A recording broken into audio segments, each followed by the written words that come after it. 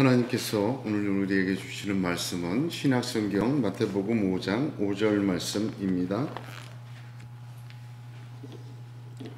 함께 봉독합니다. 온유한 자는 복이 있나니 그들이 땅을 기업으로 받을 것이며. 아멘. 지난주에 이어서 오늘 팔복 말씀 중에 세 번째 복, 온유한 자는 땅을 기업으로 받는다는 말씀을 함께 나누겠습니다. 오늘은 대림절 세 번째 주일입니다. 오신 성탄을 기념하며 오실 성탄을 기억하고 기다리는 믿음으로 충만한 셋째 주일 되시기를 바랍니다. 요한복음 1장 5절을 보면 빛이 어두움에 비치되 어두움이 깨닫지 못하더라 하였습니다. 김세훈 박사님은 이렇게 말하였습니다. 성경을 피상적으로 이해하는 것은 아쉬운 일이며 그것이 필연 동반하는 오해, 곧 성경을 그릇 해석하는 것은 위험한 일이다. 아주 상당하게 부드럽고 완곡한 표현으로 설명하였습니다. 피상적으로 이해한다는 것은 겉모습만 본다는 것입니다. 겉모습만 본다는 것은 자기의 지식과 생각과 수준대로 해석하고 받아들인다는 것을 의미합니다. 그러므로 성경을 피상적으로 이해하는 것은 하나님의 말씀을 자기의 생각과 자기의 수준과 자기의 방식대로 이해하는 것을 이야기합니다. 이렇게 될 때 성경 자체가 주시고자 하는 하나님의 말씀의 뜻은 관과되고 오해되기가 쉽습니다. 또한 이는 성경을 그릇 해석하는 함정에 빠지게 합니다. 그래서 성경이 말해 주시는 뜻이 아닌 내가 이해하는 뜻으로 하나님의 말씀을 오해한다는 것입니다. 예수님의 성탄도 이렇게 피상적으로 이해하는 경우가 많습니다. 적어도 주님이 이 땅에 오신 2000년 전에는 대부분이 그러하였습니다. 사람들은 빛으로 오신 주님을 깨닫지 못하였다. 요한복음 1장 5절은 오늘 그렇게 증거하고 계십니다. 1장 5절에 깨닫다는 단어는 매우 특별한 단어인데 카타람바레인이라는 헬라어를 쓰고 있습니다. 이 단어는 이해하다라는 뜻이 주뜻이지만 붙들다, 극복하다 라는 뜻도 상당한 의미로 갖고 있는 단어입니다. 그래서 저와 여러분이 갖고 있는 성경에 요한복음 1장 5절을 보면 깨닫지 못하더라 해서 깨닫다라는 말에 조그만 숫자 1이 붙어 있고 밑에 각주가 달려 있습니다. 그 각주를 보면 또는 이기지 못하더라 그렇게 각주가 달려있는 것입니다. 영어 성경은 대부분 이것을 이해하다, 깨닫다 그런 뜻으로 번역하였지만 영어 성경 중에 RSV라는 성경은 overcome, 극복하지 못하더라, 이기지 못하더라 라는 것으로 번역하였습니다. 그러면 빛이 어두움에 비추되 어두움이 깨닫지 못하더라. 이 말은 무슨 뜻인가? 이해하지 못했다, 받아들이지 못했다, 이기지 못했다. 셋 중에 어떤 뜻일까? 그것은 보게 되면 요한복음 1장 6절부터 깨닫지 못한 상황을 자세히 설명하고 있습니다. 요한복음 1장 10절 보면 세상이 그를 알지 못하였고 11절에는 영접하지 아니하였다. 왕으로 오신 분을 왕으로 알지 못했으니 왕으로 영접하지 않은 것 당연한 것입니다. 그러니 그 왕을 붙잡을 수도 없었습니다. 예수 그리스도께서 말 구유의 동정녀에게 난 사실은 성경의 예언대로 이루어진 사건입니다. 이 말씀을 알지 않고 알아도 붙잡지도 않으니 영접할 수도 없는 것입니다. 피상적으로 자기 식대로 예수님의 성탄을 이해했던 2000년 전 성탄은 이렇게 피상적 이해로 말미암아 이해도 못하고 붙잡지도 못하고 영접하지도 못한 것입니다. 예수님께서 다시 오실 우리들의 성탄을 기다리는 저와 여러분에게는 이 땅에서 반복되는 성탄이, 이 성탄의 기억이 깨닫는 성탄 되시기를 주님의 이름으로 축복합니다. 성경의 말씀대로 이해하고 깨닫고 그래서 붙들고 그래서 영접하는 2000년 전 세상이 하지 못했던 것을 지금 우리는 그렇게 믿음으로 하기를 원합니다. 2000년 전에 아주 일부분만이 그렇게 깨닫고 영접한 사람들이 있습니다. 대개 보면 엘리사벳, 마리아, 시므온, 안나, 목자와 동원 박사 등이 사복음서에 기록된 깨달은 사람들이었습니다. 그들의 깨달음을 보면 어두운 세상의 빛으로 오신 주님을 깨달았지만 그들의 능력과 지혜와 지식으로는 못 깨달았습니다.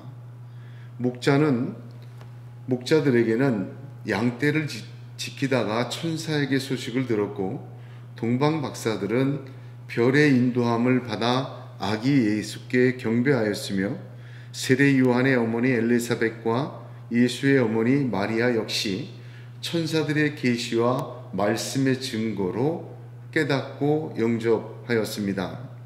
선지자 시므온과 안나는 성령의 감동으로 깨닫고 영접하였습니다. 그렇습니다. 우리가 맞을 성탄을 기다리며 저와 여러분에게 천사의 계시와 성령의 감동으로 하나님이 깨닫게 하시기를 원합니다. 피상적이 아닌 주님의 뜻 가운데 깨달음으로 온 세상이 깨닫지 못하는 성탄 속에서 깨닫는 저와 여러분의 성탄, 2021년의 성탄 되시기를 주님의 이름으로 축복합니다. 지난 주에 이어서 온유한 자가 땅을 기업이라 말씀을 함께 나눕니다. 온유한 자는 누구라고 하였습니까? 심령이 가난하여 하나님만 절대 의지하고 그러므로 하나님께로 밖에 나올 수가 없는 애통한 자가, 하나님께 나와서 하나님을 전적으로 수용하는 자, 그 사람이 온유한 자다. 지난주에 함께 은혜를 나누었습니다. 그러한 사람에게 주님께서는 땅을 기업으로 주신다 약속하셨습니다. 하나님은 하나님 자신을 수용하는 자를 축복하십니다. 성경의 창세기부터 요한계시록까지 하나님께서는 언제나 하나님 자신을 수용하는 자에게 물붓듯이 부어주십니다. 여기 땅을 주신다고 주님이 말씀하셨는데, 땅이라는 것은 단순한 토지의 개념이 아닙니다. 결론적으로 먼저 얘기를 드리면 생명의 자리가 땅입니다. 지금 여기서 우리가 땅을 얻는 것은 생명과 연관이 있습니다. 그래서 영원한 생명으로 살아가는 천국의 새로운 땅까지도 땅을 주신다는 말씀 속에 그 뜻이 포함되어 있습니다. 더 깊이 바라보면 내가 살고 있는 삶의 자리가 또한 땅입니다. 내 생명이 살아가는 영적인 공간과 관계적인 그런 무형의 공간도 땅입니다. 오늘 저와 여러분은 주님께서 약속하신 온유한 자에게 주시는 땅에 대하여 나눌 때, 먼저 왜 하나님은 온유한 자에게 땅을 주시나? 두 번째로, 그러면 그 땅을 어떻게 주시는가? 세 번째로, 그 땅을 무엇으로 주시는가? 이 세 가지 단계로 그 땅에 대하여, 주님이 약속하신 땅에 대하여 함께 은혜 나누고자 합니다. 제일 먼저 온유한 자에게 왜 하나님을 땅을 주시는가? 이 대답에, 이 질문에 간단한 대답은 생명의 땅이 되게 하기 위해서입니다. 저는 그렇게 답을 썼습니다. 땅이란 생명의 터전입니다. 땅이 생명을 냅니다. 오늘 말씀을 보면 온유한 자에게 땅을 주시는 것은 팔복의 말씀 중에 세 번째 축복입니다. 이 세 번째라는 순서를 주의해야 합니다. 창세기 1장을 보면 창조의 셋째 날에 묻힐 땅이라 부르시고 하셨습니다. 본래 물속에 덮여있던 땅이 마른 땅으로 드러나게 하신 것입니다. 그 땅을, 물속에 잠겨있는 땅을 드러나게 하셔서 하나님은 땅이라고 이름을 붙이셨고 그 땅에 모든 생명을 솟아나게 하셨습니다. 창세기 1장 11절과 12절을 보면 하나님께서 땅에게 풀과 씨 맺는 채소와 각기 종류대로 씨 가진 열매 맺는 나무를 내라 명령하시자 땅이 풀과 각기 종류대로 씨 가진 열매 맺는 나무를 내니 하나님 보시기에 좋았더라. 그렇게 기록되어 있습니다. 3일째 날입니다. 보시면 풀이 스스로 자란 것이 아니라 땅이 낸 것입니다. 땅은 무엇을 냅니까? 땅은 생명을 냅니다. 그것이 창조의 셋째 날이고 주님께서 팔복의 세 번째로 땅을 주리라는 축복과 깊은 연관이 있습니다. 그렇습니다. 묻은 땅이라 명명되고 그 땅은 생명을 내는 존재가 되었습니다. 그 후에 온 생명이 그 땅이 낸 생명을 먹고 사는 존재로 창조됩니다. 그러므로 토지는 하나님의 것이요 그 토지의 핵심은 생명이며 생명은 하나님의 것입니다. 예수 그리스도는 사흘 만에 부활하셨습니다. 죽음을 이기시고 사망을 이기시고 부활하신 부활의 영원한 생명은 3일째입니다. 셋째 날입니다. 그래서 셋째 날은 영원한 생명의 날입니다. 아브라함은 이삭을 번제로 드리러 모리아 산까지 3일 길을 걸어갔습니다. 거기서 여호와 이레의 하나님을 만나고 자기 아들 이삭과 자기 자신의 영원한 새로운 생명을 보게 되는 그러한 은혜를 받았습니다. 이스라엘 백성들은 출애굽 때 애굽왕 바로에게 출애굽기 8장 27절을 보면 우리가 사흘 길쯤 광야로 들어가서 우리 하나님 여호와께 희생을 드리되 우리에게 명하신 대로 하려 하나이다. 사흘 길의 거리를 요구하였습니다. 주님은 자신의 부활을 마태복음 12장 40절에서 요나가 밤낮 사흘을 큰 물고기 뱃속에 있었던 것 같이 인자도 밤낮 사흘을 땅속에 있으리라 하셨습니다. 세 번째 날 사흘 3일 성경에서 언제나 영원한 생명을 내는 시간이었습니다. 팔복 중에 세 번째 복, 창조의 셋째 날, 땅을 만드시는 셋째 날 예수 그리스도의 3일의 부활의 생명, 이 모든 것은 땅이라는 것은 생명을 이야기한다. 그렇게 이해해야 합니다. 그러면 여기를 보세요. 그러면 생명은 성경에서 뭐와 관련이 있습니까? 왜 생명이 사망이 되었습니까? 죄 때문입니다.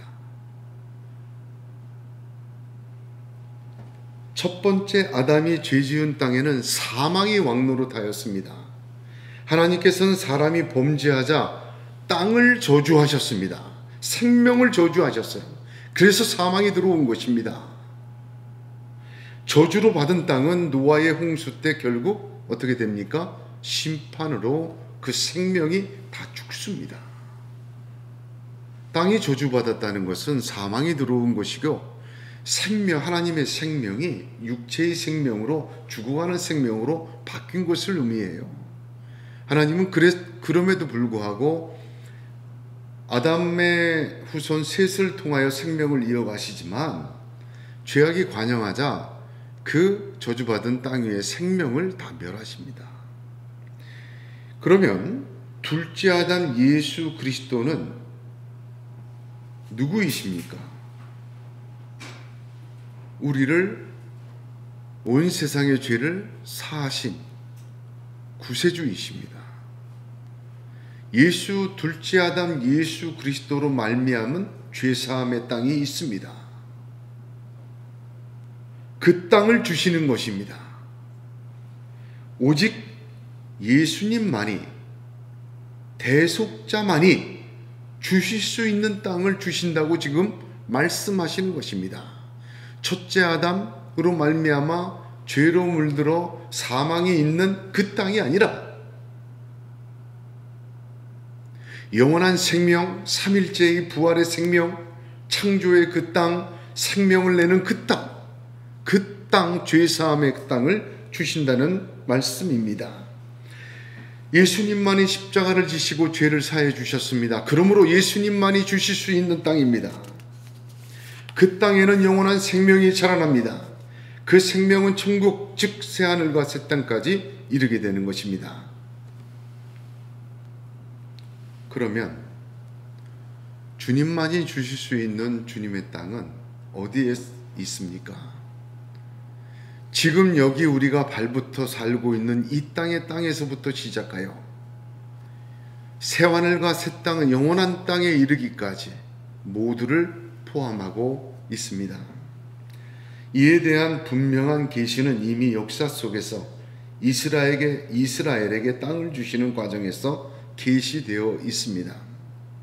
하나님은 아브라함을 부르셔서 가나안을 주시는 여정으로 모세 오경을 완결하셨습니다.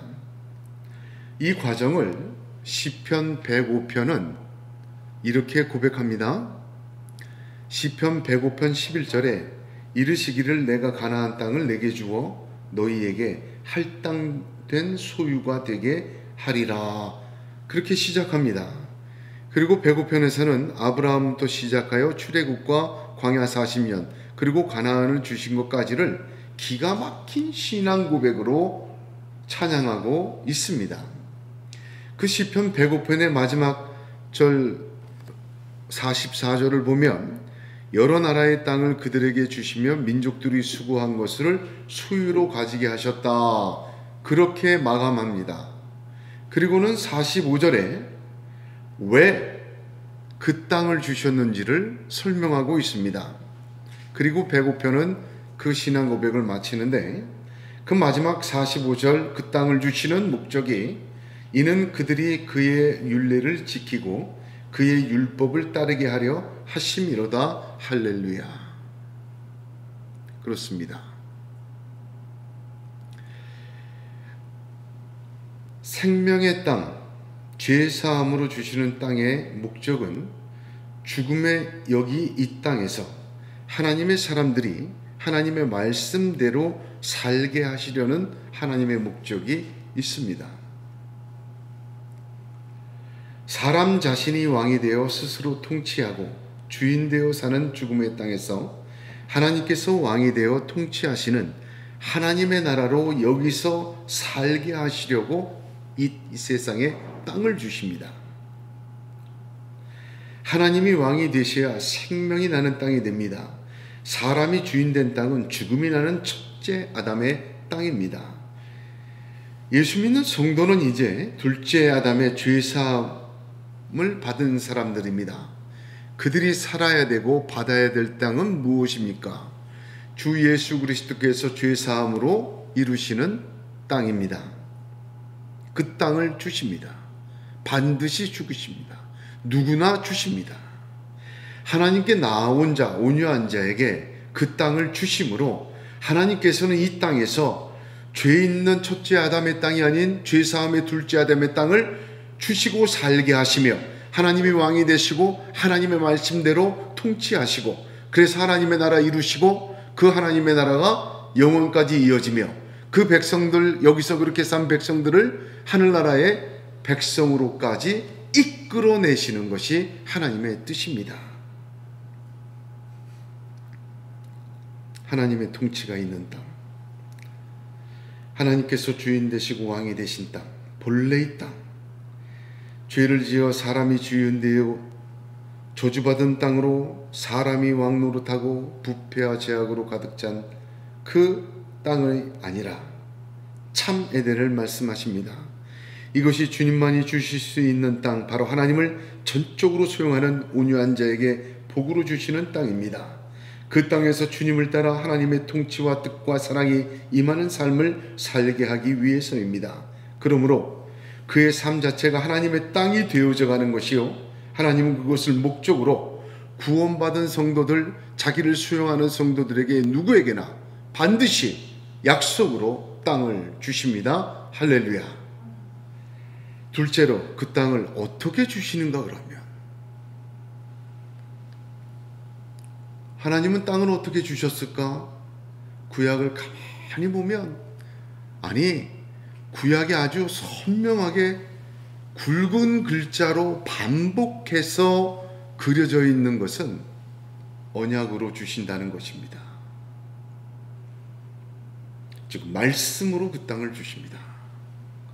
시편 105편 42절을 보면, 이는 그의 거룩한 말씀과 그의 종 아브라함을 기억하셨음이로다. 그래서 땅을 주셨다는 거예요.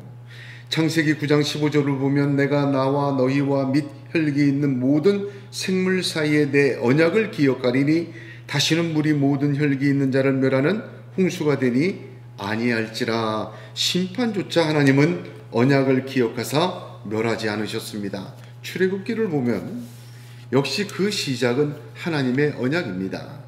출애굽기 6장 5절을 보면, 이제 애굽 사람이 종을 삼은 이스라엘 자손의 신음을 듣고 나의 언약을 기억하노라 하고 모세를 보내시는 것입니다.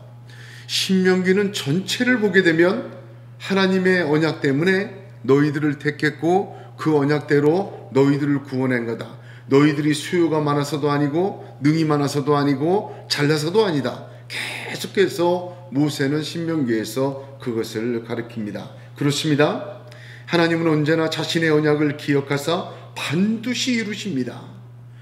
그러므로 하나님의 언약, 하나님의 말씀이 하나님께서 땅을 주시는 근거요 출발입니다. 하나님, 나 땅 좀 주세요. 첫째 아담의 땅이 아닌 둘째 아담 그리스도 예수의 제3의 땅을 주십시오. 생명이 자라는 땅을 주십시오. 약속하셨습니다. 반드시 주십니다. 언약이 근거요, 또한 언약이 출발이요, 언약이 우리가 붙들고 기도할 내용입니다. 그러면 그 언약대로 우리에게 두 번째로 어떻게 주십니까? 나오게 하심으로 주십니다. 굉장히 중요한 하나님의 방법입니다. 시편 114편 1절과 2절을 제가 읽어보겠습니다. 이스라엘이 애굽에서 나오며 야곱의 집이 방언 다른 민족에게서 나올 때 유다는 여호와의 성소가 되고 이스라엘은 그의 영토가 되었도다 합니다. 여기 나왔다는 말이 두 번 반복되죠? 다시 한번 읽어보겠습니다. 이스라엘이 애굽에서 나오며, 이건 공간을 말합니다. 야곱의 집이 방언 다른 민족에게서 나올 때, 이건 언어를 말합니다. 그럴 때 두 개에서 나올 때 유다는 여호와의 성소가 되고 이스라엘은 그의 영토가 되었도다. 하나님의 땅이 된 거예요. 하나님의 사람이 된 거예요. 언제? 나올 때. 어디에서? 공간과 언어에서 나올 때, 나오게 하심으로 하나님은 유다를, 그 사람을 하나님의 사람 되게 하시고 그들이 살고 있는 땅을 하나님의 영토 되게 하신 것입니다. 할렐루야. 얼마나 깊은 감동으로 지은 고백한 말씀인지 모릅니다. 아브라함은 본토 친척 아비의 집을 떠나라고 먼저 명령받았습니다. 집이라는 공간과 그 집에서 살던 문화와 언어, 즉 그 삶의 자리에서 떠나라는 말씀입니다. 이스라엘에게도 애굽에서 장자의 재앙으로 나오게 하셨습니다. 땅 주심의 시작은 나오게 하심입니다. 그런데 이스라엘이 실패했죠. 1세대가. 왜 실패했습니까? 공간에서는 나왔는데 언어에서는 안 나왔습니다. 출애굽해서 홍해를 건너 광야로 나왔는데 거기서 가데스 바네아를 만나요. 가나안의 12정탐을 보내고는 돌아가자.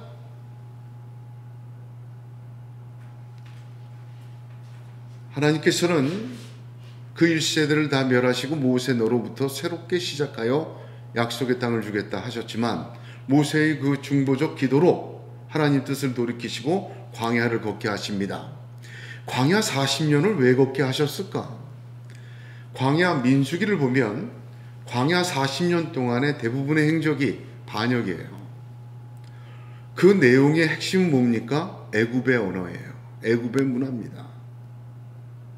애굽에서는 고기도 먹고 애굽에서는 이렇게 살았고 금송아지도 만들고 고기도 먹고 애굽을 기억하노라. 그걸 못 버렸어요. 40년 동안 어떻게 했습니까? 끝까지 못 버렸어요. 소멸되게 하셨습니다. 애굽의 언어를 몰랐던 출애굽 2세대가 신명기에서 다시 모압 평지에서 하나님과 약속하고 가나안 땅을 그들에게 주십니다. 그렇습니다. 사랑하는 성도 여러분, 나올 때 공간에서만 나오면 안 됩니다. 언어에서도 나와야 됩니다. 그게 하나님의 방법입니다. 하나님은 반드시 새로운 공간과 삶의 땅으로 축복하십니다. 하나님의 약속입니다. 구약 전체의 하나님의 역사입니다. 아니, 성경의 하나님의 분명한 굵고 반복되는 뜻입니다. 이사야서 43장 18절에서 21절에 너희는 이전 일을 기억하지 말며 옛적 일을 생각하지 말라. 보라, 내가 새 일을 행하리니 이제 나타낼 것이라. 너희가 그것을 알지 못하겠느냐? 정령이 내가 광야의 길과 사막의 강을 내리니 장차 들짐승곡 시랑과 및 타조도 나를 존경할 것은 내가 광야의 물들을 사막의 강들을 내어 내 백성 나의 택한 자로 마시게 할 것임이라.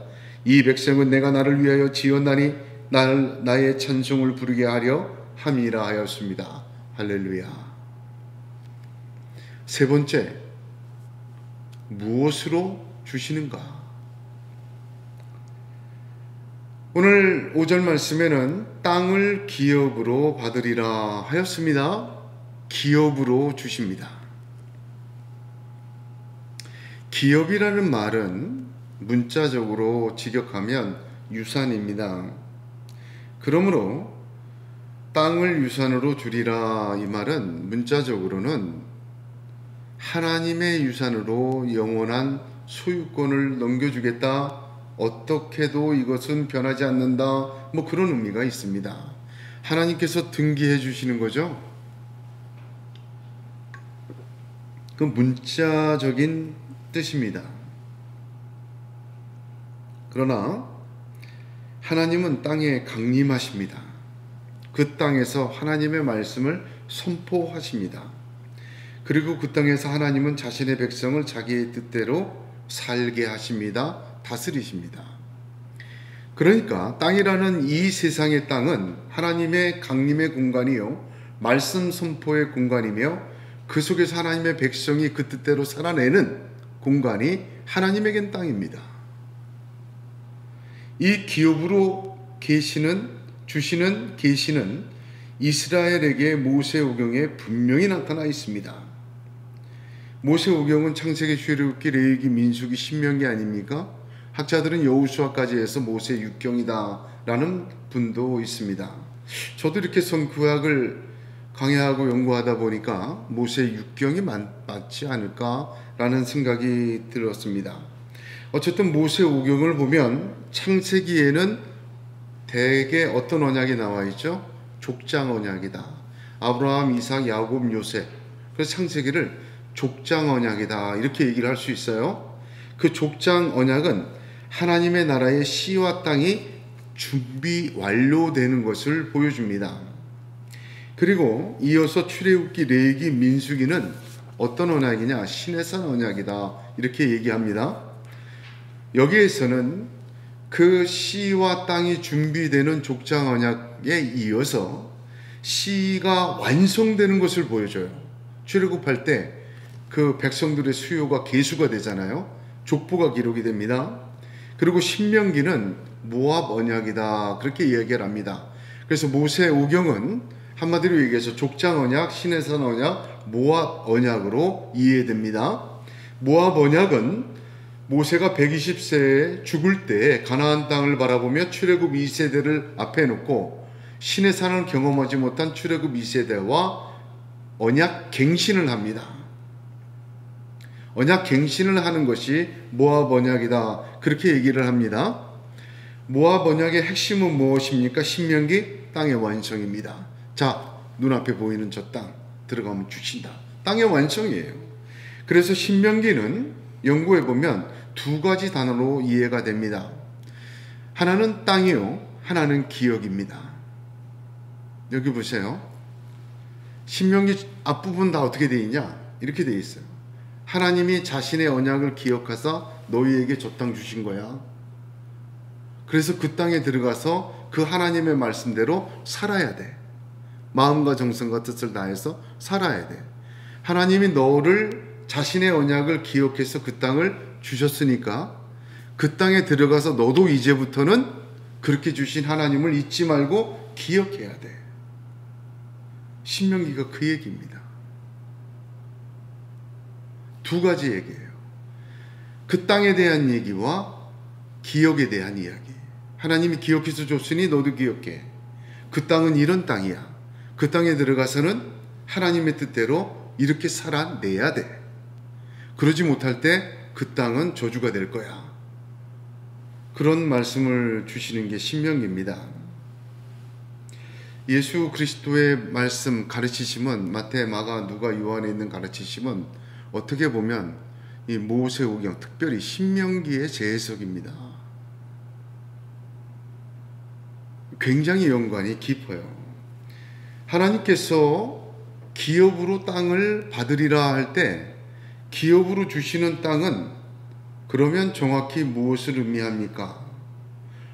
이 땅의 공간만을 의미합니까? 우리가 알지 못하는 시간에 갈 천국에서 받을 그런 개념도 없는 하나님의 나라입니까? 하나님의 나라 맞아요. 이 땅에서 시작하여 주님 오실 때 새하늘과 새 땅으로 완성되는 그 전체의 하나님의 나라가 기업입니다. 왜? 하나님의 나라를 하나님이 주시는 거니까요. 그러므로 온유한 자는 복이 있나니 땅을 기업으로 받을 것이다. 어떤 걸 받아요? 하나님의 나라의 땅을 주신다는 말입니다.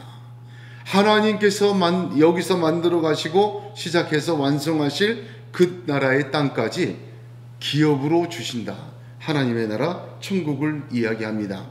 하나님의 나라가 역사 속에서 이루어지는 곳에는 반드시 세 요소가 있어야 합니다. 이 역사 속에서 하나님 나라가 시작이 되었죠. 거긴 세 가지 요소가 있어요. 첫째는 시, 두 번째는 영토, 세 번째는 주권이에요. 우리 나라도 보세요. 이게 나라다라고 인정하려면 뭐가 있어야 돼요? 영토가 있어야죠. 그 나라 국민이 있어야죠. 그리고 그 나라 헌법이 있어야 돼요. 통치가 있어야 돼요. 하나님의 나라가 이 땅에서 이루어지는 것은 세 요소가 있어야 돼요. 시, 영토, 주권. 그것이 시가 예비되는 게, 시와 영토가 예비되는 게 족장 언약이에요. 그 시가 완성된 게 신의 산 언약이며 땅을 예비하시고 주권을 세우신 겁니다. 그리고 모압 언약에서 그것을 재확인하며 땅을 완성하십니다. 그럼 마지막 뭐가 완성이 돼야 돼요? 주권이 세워져야죠.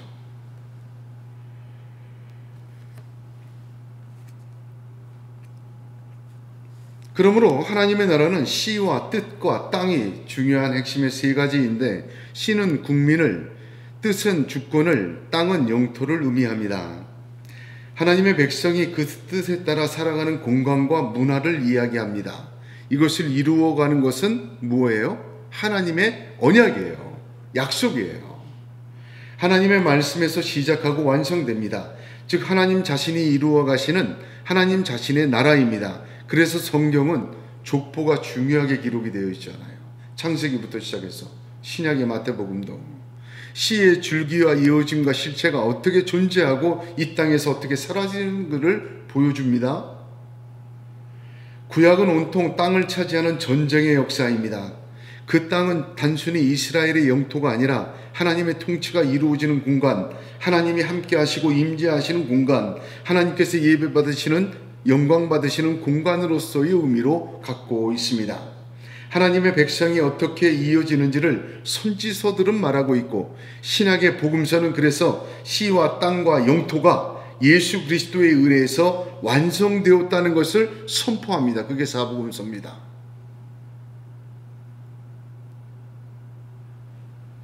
하나님은 주님을 영접한 모든 성도들에게 땅을 이 기업으로 주시기를 원하십니다. 반드시 주십니다. 우리는 땅을 받아야 합니다. 이것은 필수적이에요. 어떤 사람은 제가 기도하고 상담할 때 놀라는 경우가 있습니다. 어떤 분이 있냐면, 목사님, 저는 하나님께서 뭐 땅 주시고 뭐 그런 건 필요 없고, 내가 원하는 거 땅까지도 안 바라고 뭐 이런 거 원해. 겸손한 것 같고 기도 잘하는 것 같지만 절대적으로 하나님의 뜻을 모르는 기도예요. 자기 의의 기도예요. 내가 나 같은 죄인이 감히 땅을 얻을 수 있을까? 그것도 잘못된 거예요. 어떤 분들은 뭐 주시고 안 주시고는 상관없다. 내가 지금 뭐 먹고 사는데 부족함이 없고 이 정도면 난 충분하고 뭐 그렇게까지 바라지 않는다. 다만 빼앗아 가지만 않으시면 좋겠다. 혹시 빼앗아 가실까봐 두려워하는 분들이 있어요.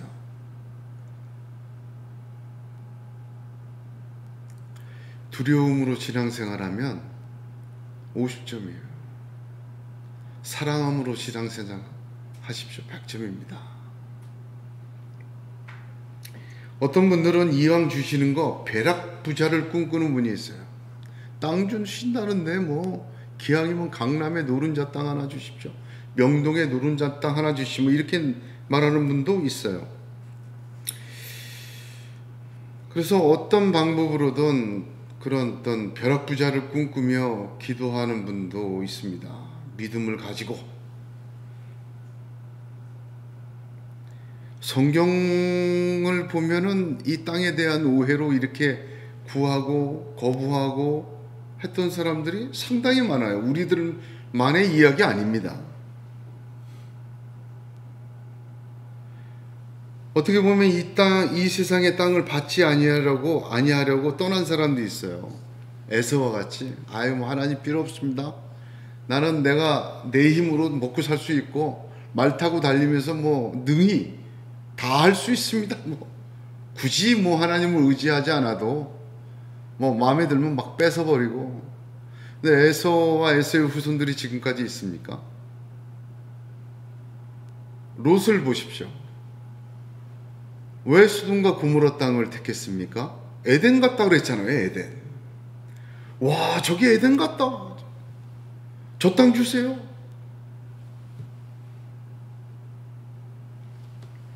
가나안 땅을 들어갈 때 12지파가 들어갔는데 2지파 반이 안 들어가겠대. 요단강 동편이 모압이잖아요.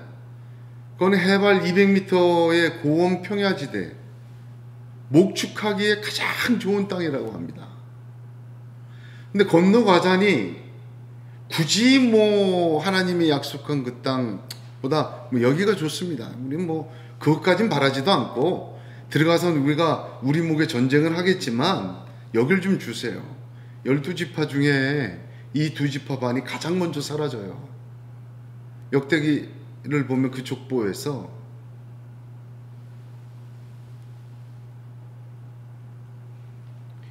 사실은 우리 주변에 우리의 기도의 얘기가 아니라 성경에도 누누이 나와 있는 이야기입니다.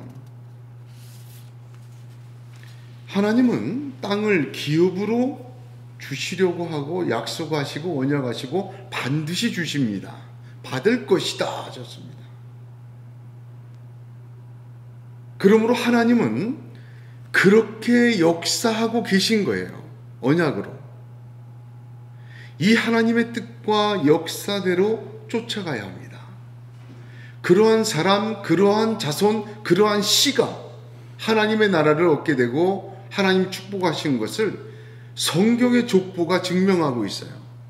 성경의 족보뿐만 아니라 인류학자들이 그 예수 잘 믿는 후손들과 믿지 않는 후손들을 조사 대조한 연구 결과조차 있습니다. 사랑하는 성도 여러분, 하나님은 이렇게 역사하고 계십니다. 그러므로 성령과 말씀을 따라 살아야 합니다. 하나님의 뜻을 살다가 얻은 이 세상의 땅이 값진 것입니다. 영원까지 이어지기 때문입니다. 둘째 아담 예수 그리스도가 함께 하시는 생명의 땅이기 때문입니다. 이스라엘의 족보와 역사가 이를 증명하고 증거하고 있습니다. 하나님 나라의 생명책에도 저와 여러분의 이름과 족보가 또한 이렇게 기록될 줄로 믿으시기를 바랍니다. 주님, 저는 지금 땅 한 평도 없어요. 99%는 땅이 없어요. 이 땅에, 이 세상에.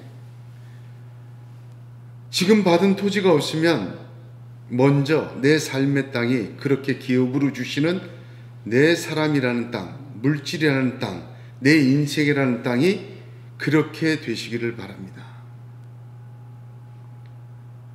하나님은 먼저 땅을 가질 사람을 만드시고 땅을 주세요. 뭐 족장 언약과 신해산 언약 다 보세요. 말씀 주시고 민수기를 보면 어떻게 됩니까? 가나안 땅에 들어갈 때 신해산 언약 후에 두 번째 유월절 지키고 뭐 합니까? 할례를 하잖아요. 사람을 준비시켜요. 그거에 맞게. 그리고 보내요. 하나님은 먼저 땅 가질 사람을 만드시고 땅을 주십니다. 그건 축복이에요. 그런데 문제는 내가 가질 사람이 되지 못하고 땅을 가지면 그 땅이 죽음의 땅이 되어버립니다. 내가 가질 사람이 되지 못한 채 물질이 주어지면 물질이 올무가 되고 땅이 올무가 되고 기업이 올무가 되고 축복이 저주가 되는 것을 신명기는 계속 말하며 성경은 강조합니다. 그래서 하나님은 먼저 말씀을 주시고 그 말씀을 통해 믿음으로 새 공간을 보게 하시고 그리고 옛 공간을 나오게 하시며 옛 공간의 언어에서도 나오게 하심으로 우리를 인도하십니다.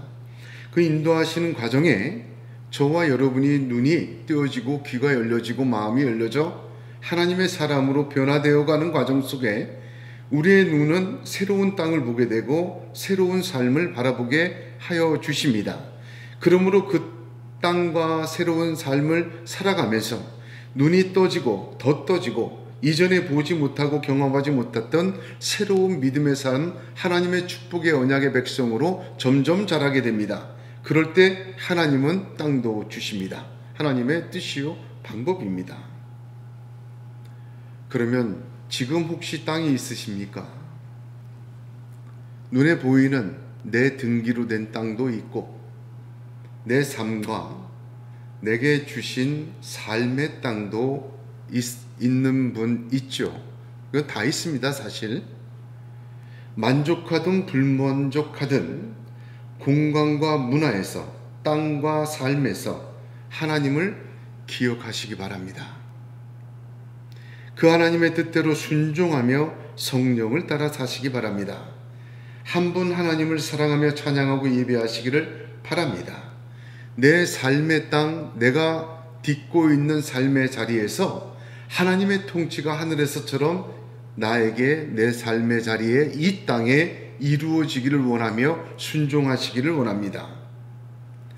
주신 땅의 지경이 넓어집니다. 하나님은 그 주신 땅을 자라게 하십니다. 생명으로 풍성하게 하십니다.